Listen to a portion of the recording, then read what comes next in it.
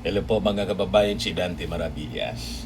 O maging yung ating Pangulong Bongbong Marcos, nag-react na rin po dito sa sa issue ng work from jail. Work from jail, work from hideout na gustong mangyari nito mga Duterte senators para yung mga senador na makukulong at wanted, pwede pa rin na i-acquit si Sara Duterte. Yan ang intensyon nila. Sabi ng ating Pangulo, it seems anya na itong gusto nilang teleconferencing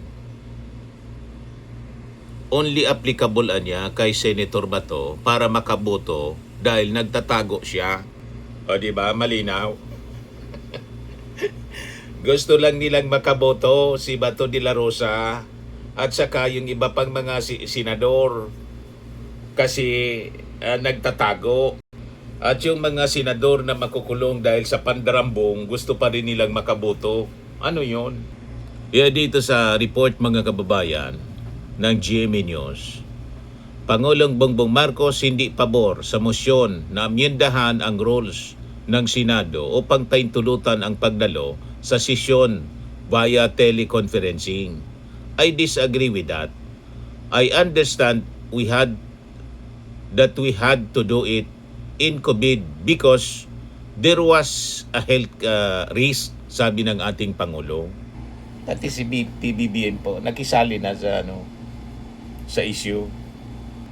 So malinaw na may pakina yung ating Pangulo ngayon kasi alam niya ang intensyon nito iligtas si Sara. Di ba? Mga kababayan, yung Vice Presidente na nagbanta sa kanya, kay Lisa Marcos at kay Martin Romualdez, gustong isalba nitong mga DDS senators kasi itong karamihan sa mga members ng majority, mga DDS senators, naarap din sa kasong plunder na pag si Sara nakalusot, lusot din sila. Malinaw ng pansariling interes po. Kanya-kanyang pagligtas sa sarili ang intensyon.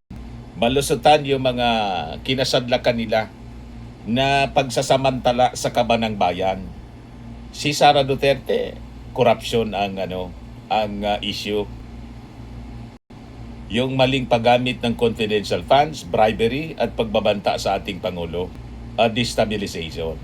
Yung mga senador, plunder at obstruction of justice. Sari-sari ang kinakarap na mga kaso, mga kababayan. At ang pinakang malaki dito yung pagkasangkot sa flood control scandal. Si Ping Lacson may latest na reaction siya. Extreme yung existing conditions noong COVID-19 na talagang walang makapasok. Lahat naka-online. Hindi naman pwedeng work from jail. Ngayon, talagang insistido si Robin Padilla, pati yung El Nino ginamit na.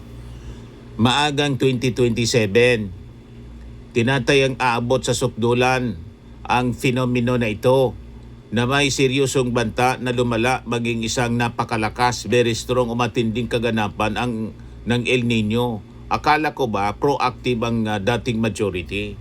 Pati El Nino po, ginamit, sabi naman po ni Win Gatchalian, kahit na may El Nino, pwede pa naman kaming senador pumasok. Kahit na may gera sa Iran, which is ang layo-layo. Ang layo-layo nga, pwede pa rin kami makapasok. Hindi porket merong nangyayari sa buong mundo, may nangyayari sa ating bansa, kaagad na teleconference. Yung mismong mga bansa nga na involved sa gera, walang teleconference mga kababayan. Nagmi-meeting pa rin yung parlamento. Tulad ng Amerika at saka Israel. O di ba mga kababayan? Pagkatapos tayo dito, gusto natin teleconference. Malinaw na ang gustong i-accommodate yung mga makukulong na mga senador para iligtas si Sara Duterte. Huwag kami mga DDS senators. Kaya tama itong sinabi ng mga members ng Congress. Sara Duterte impeachment trial demands full presence anya. ng mga senator judges. Sabi ni Congressman Conggon, anong klaseng halimbawa po ang ipinapakita natin sa kabataan kung pwedeng hindi ka sumipot sa trabaho, hindi ka humarap sa tungkulin, pero pwede ka pa rin bumoto at makilahok sa napakalagang proseso ng impeachment. Pwede bang tuloy ang sweldo kahit absent basta malakas ka sa boss? Yan ang tanong ngayon ng ordinaryong Pilipino, sabi ni Conggon. This will set it would set dangerous precedent. Ordinaryong estudyante, empleyado, manggagawa, kapag absent, may consequence. Pero kapag makapangyarihan, pwedeng gumawa ng special na rules. Delikado po yung precedent yan. Correct, mga kababayan. Gusto nila special sila kasi turing nila kay Sara special na tao. O di ba? Special niya Mr. Maravillas kasi si Sara yung magliligtas sa kanila sa kalaboso. Huwag kami mga senador. Sabi naman po ni House Impeachment the Trial Spokesperson, Congressman Sia Alonto Adjong, that any trial judges should be able to observe the mannerisms of witnesses. Importante din yung kanyang kabuuan na disposisyon during the cross-examination o pag-presentation ng mga ebidensya. Online voting sabi naman ni House Impeachment Prosecutor Lordan Suwan that online voting should not be the norm in proceedings of this magnitude. Impeachment is one of the most serious proceedings in our government. It's one of the grievous constitutional responsibilities entrusted to public officials, including congressmen and senators. So this is not just ordinary legislation na pwede po tayong mag-appear through Zoom, mga committee hearings. Itong impeachment process that for me demands full presence talaga, full attention, and of course, full accountability. So I think the Filipino people deserve to see their public officials physically present during proceedings, especially these impeachment proceedings that may shape the nation's democratic institutions for the next several decades. Sabi naman ni ACT Party List Congressman Antonio Tino, dapat simulan na niya yung impeachment hearing sa Senado o trial. Yung bangayan ng Senado hindi dapat makadlang sa paggampan nila ng kanilang tungkulin para litisin ang impeached official. Seryosong bagay ito, pangunahing paraan para sa pagpanagot, accountability na hindi dapat masabotahe dahil sa awayan sa politika ng Senado. Yun man talaga yung intention, isabotahe, kaya nagbabangayan sila. Diba? Kung ano-anong drama yung ginagawa para i-delay o isabotahe yung mismong impeachment trial. So makikita natin mga kababayan, yung bawat pagkilos, pagantala at mga pagbabago sa patakaran na ginagawa nitong mga Duterte senators.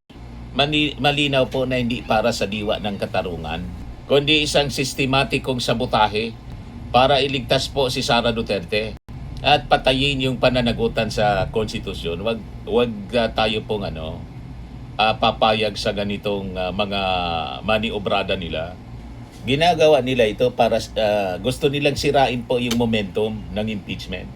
Nagpapakalat sila ngayon ng mga fake news, mga spliced videos at mga lutong survey sa social media para palabasin mga kababayan, walang public clamor at pag-aksaya lang ng panahon itong impeachment case.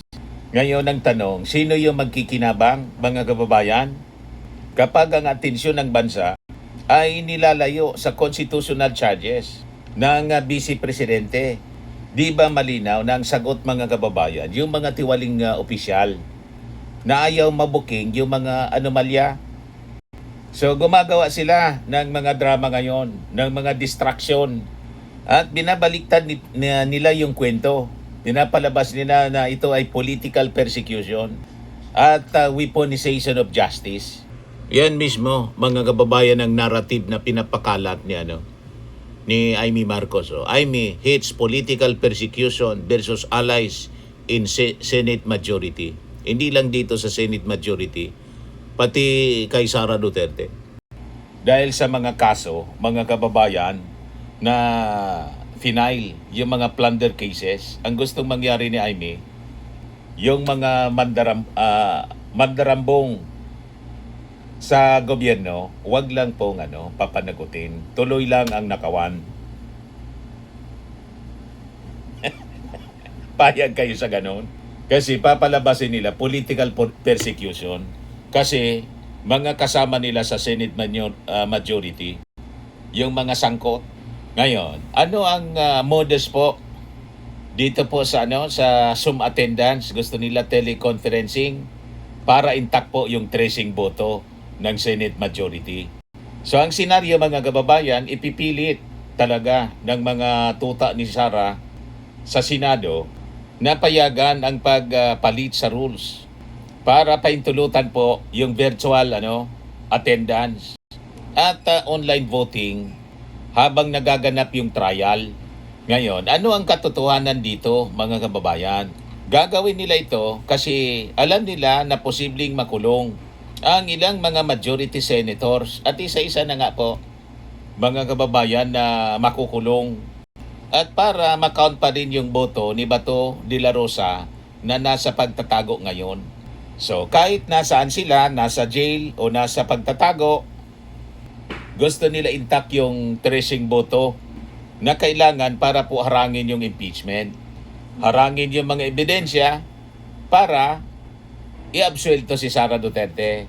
Malinaw po ang strategy. Dadaanin nila, mga kababayan, yun ang game plan nila. Dadaanin nila, mga kababayan, sa butuhan yung pagpapalabas ng ebidensya. So ang mangyayari, evidentiary sabotage. Pag hindi pumasa sa boto ng Senado, walang presentation ng ebidensya, lusot si Sara. Nagets na ninyo ang strategy ng mga ulupong? So, gagamitin nila yung mayorya para i-block yung mga pinakang mabibigat na mga ebidensya. Tulad po ng audit reports ng confidential funds ni Sara, AMLAC, saka po sa BIR. Ayaw kasi nilang marinig at mapanood ng taong bayan sa telebisyon at saka sa social media. Kasi po, mga kababayan, kapag lumabas na yung mga resibo, tapos na po ang laban ng Vice Presidente. At sila din, mahirapan sila, mga kababayan, na mag-acquit kasi kitang-kita yung ebidensya. Magbabackfire sa kanila lahat. So ang senaryo, mga kababayan, sa unang araw pa lang ng pagbasa ng mga sakdal, posibleng gamitin agad ng majority bloc ang kanilang numero. Ito yung tinatawag ni dating Senate President Franklin Drilon, yung tyranny of the numbers, upang maghain at mag-aproba ng motion na ibasura po yung kaso. Tulad ng ginawa po ni Bato de la Rosa, remember? Motion to dismiss. Kahit wala dapat na motion to dismiss, pero gagawin pa rin nila.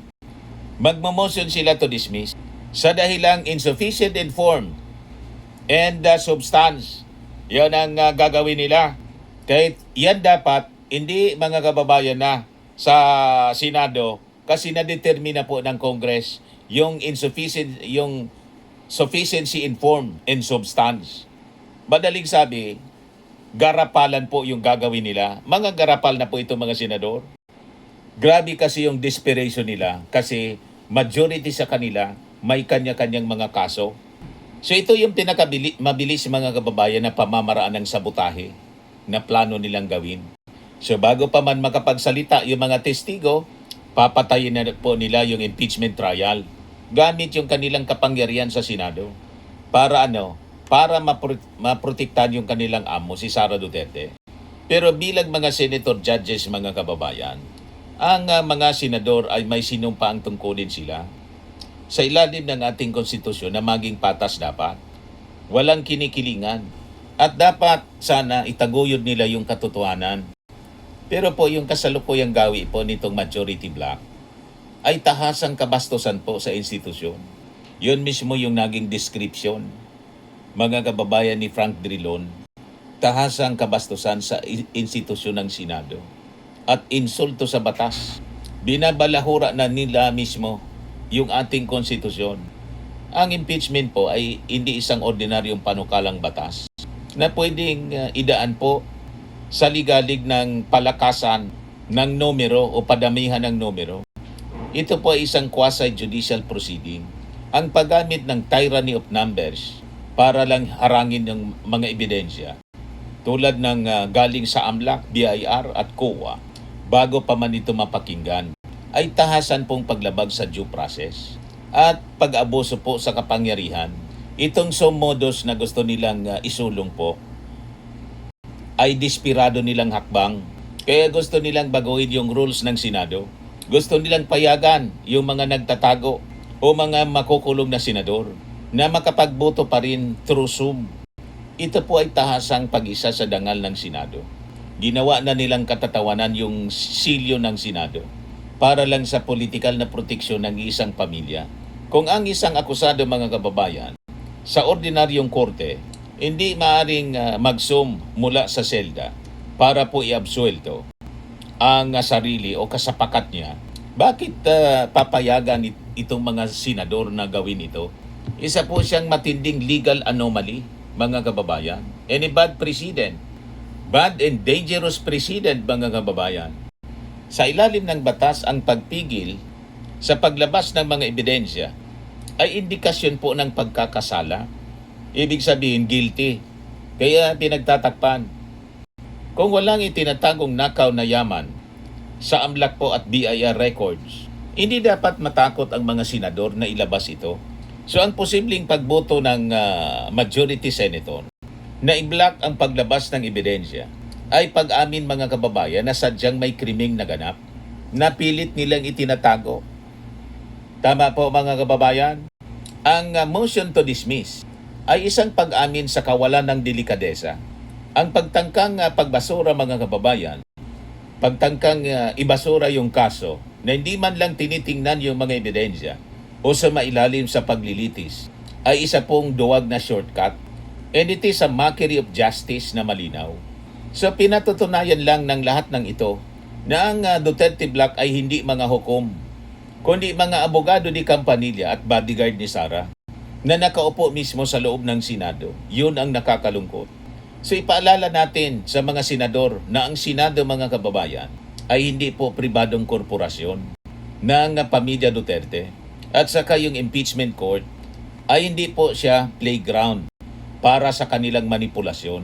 Ang batas po ay ginawa para protektahan ang ating mga mamamayan, hindi para po magsilbing kalasag ng mga abusado sa gobyerno. So tandaan natin ang simpleng batas ng hustisya, mga kababayan.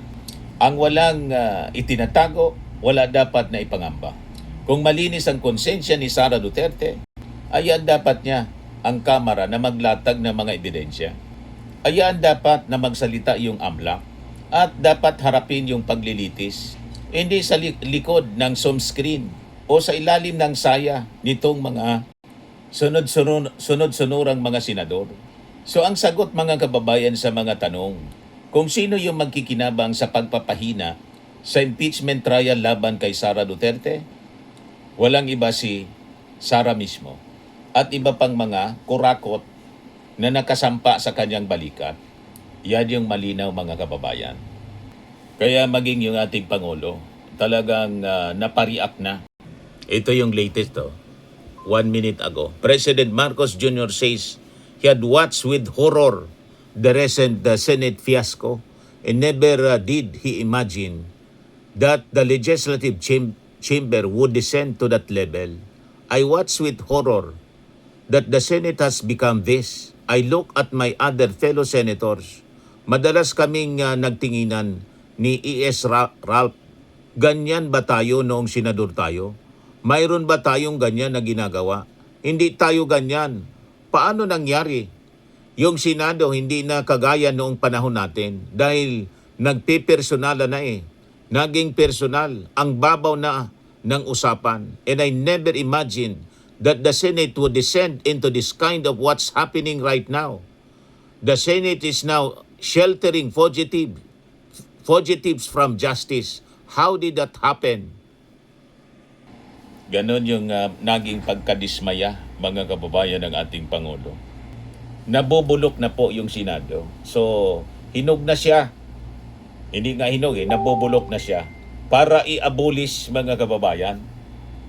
So kung ayaw ni Amy Marcos ng Chatsa, sila yung nagiging dahilan. Sila at kanyang mga kasama yung naging dahilan para ma-justify yung Chatsa to abolish the Senate, mga kababayan, kasi pinaglipasan na po ng panahon. Puro na mga salaula nandiyan, mga kababayan. Puro mga halang at sangkot sa kung ano-anong mga korupsyon. Sa mga naghanap ng malinis and spacious fitness gym, pumunta lang po kayo sa aming Colossal Fitness Gym. We also offer Grab Car Rental with our brand new 2023 model ng Toyota Innova. We also accept booking for those who are planning to travel via PAL, Cebu Pacific, and other airline companies, local and international, and bills payment for Meralco Bills, PLDT, Aleco Bills, etc. Ang Colossal Fitness Gym is located at 3rd floor Security Bank Building, Landco Business Park, Legazpi City, Albay. For inquiries, look for Chilon Maravillas. Contact number 0966-802-0949. Yan yung aming Innova. Lagi na pong matao sa amin. Pati mga foreigners po, tingnan ninyo. Mga British tourists sila. Ang lalaki ng katawan na, mga kababayan, nag-gym sa amin. Ito naman po, Indian National. Ito mga mga European sila. Ito naman yung bago naming product na binibenta online, iGlow Serum. Whitening po siya galing sa South Korea. Tingnan ninyo yung epekto sa aking anak na architect entrepreneur, Riz Maravillas. For inquiries, look for Riz Maravillas on FB. Ito naman po, Fairmax Firming and Lifting Cream. Pinapahid po sa mga pulses in other affected area. Mainam po ito sa mga pains at paninigas ng mga kasukasuan. Ito po, Automax Radiant Serum. Sa mukha naman yung application. Anti-aging po siya. You will look 10 years younger than your age. Ito naman po yung bagong product naming binibenta online. I Am Worldwide Amazing Pure Organic Barley Powdered Drink Mix from Australia. Mainam po ito sa mga cancer patients. Tulad nito po si Yoli Tan, isang cancer survivor. Sabi po niya, ovarian cancer survivor siya. Barley did not just save my life, it gave me a new life. In 2019, Judy faced the fight of her life through surgery and harsh chemotherapy. I Am Worldwide Amazing Pure Organic Barley became her source of strength. It boosted her immune system when she needed it most. It gave her the energy to keep going. 100% organic siya po, immune system booster, trusted by survivors. Para sa inyo mga inquiries and orders, dumiretso na lang kayo sa aking anak na architect entrepreneur, Riz Maravillas.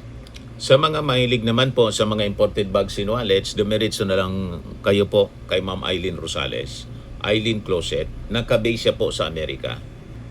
Yan yung kanyang online selling, live, every Sunday,